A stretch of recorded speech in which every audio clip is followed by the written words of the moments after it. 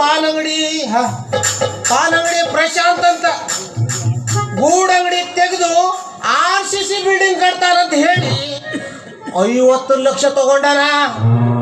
50 ಲಕ್ಷ ತಗೊಂಡು 5 ವರ್ಷ ಆಯ್ತು, ಇನ್ನೂವರೆಗೆ ಒಂದು RCC ಬಿಲ್ಡಿಂಗ್ ಆಗಿಲ್ಲ. ಬಡ್ಡಿ ಹಂಗೆ ಕಟ್ಟು ಅದೇ ನನಗೆ ದೊಡ್ಡ ಚಿಂತೆ ಆಗಿಬಿಟ್ಟೈತ್ರಿ.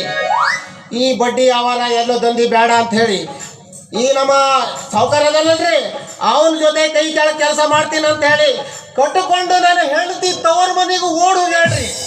ಈ ಕಡೆ ನಾನು ಒಬ್ಬಂಟಿ ಆಗಿಬಿಟ್ಟಿನಿ. ಆದ್ರೆ ಮದುವೆಗಿಂತ ಮುಂಚೆ ನನ್ನ ಜೀವನ ಹೆಂಗಿತ್ತು, ಒಂದಿನ ಮದುವೆಗಿಂತ ಮುಂಚೆ ಮನೆಯಾಗ ನಂದು ಬಟ್ಟೆ ಪ್ಯಾಂಟು ಶರ್ಟ್ ನಾನೇ ಒಗಿತಿದ್ದೆ.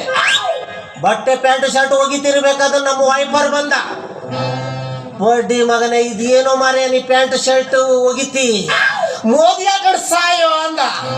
ಪಾಪ ಅವನ ಮಾತು ಕೇಳಿ ಮದುವೆ ಮಾಡ್ಕೊಂಡೆ. ಮದುವೆಲ್ಲ ಆಗ 6 ತಿಂಗಳಾಯ್ತು. ಮತ್ತೆ ಪುನಃ ಅದೇ ಜಾಗದಲ್ಲಿ ಬಟ್ಟೆ ಒಗಿತಾ ಇದ್ದೆ. 6 ತಿಂಗಳ ನಂತರ ಮತ್ತೆ ವೈಫರ್ ಬಂದ, ಇದೇನು ಮರೆಯ ಮದುವೆ ಆದರೂ ನೀನು ಪ್ಯಾಂಟ್ ಶರ್ಟ್ ಮತ್ತೆ ಒಗಿತಿದ್ದೀರ ಅಂದ. ಸರಿ ನೋಡಂದೆ, ಇದು ನನ್ನ ಪ್ಯಾಂಟ್ ಶರ್ಟ್ ಒಗಿತಿಲ್ಲ, ಯಾವಾಗ ಮದುವೆ ಆಗ ಅಂದ್ಯೋ ಬಟ್ಟೆ ಮಗನೇ ಹಿಂದೆ ಕಾಪಡ ಸಡಿತೀವಿ ಅಂದ್ ನೋಡು.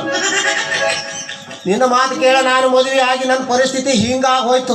ಅದಿರಲಿ, ಮದುವೆ ಆದಮೇಲೆ ಹೇಳಿದೆ ಹೆಂಡತಿಗೆ ನನಗೆ ಕಣ್ಣು ಕಾಣೋದಿಲ್ಲ, ನನಗೆ ಚಸ್ಮಾ ಬೇಕು, 1,000 ರೂಪಾಯಿ ಕೊಡು ಅಂದೆ ಹೆಂಡತಿಗೆ.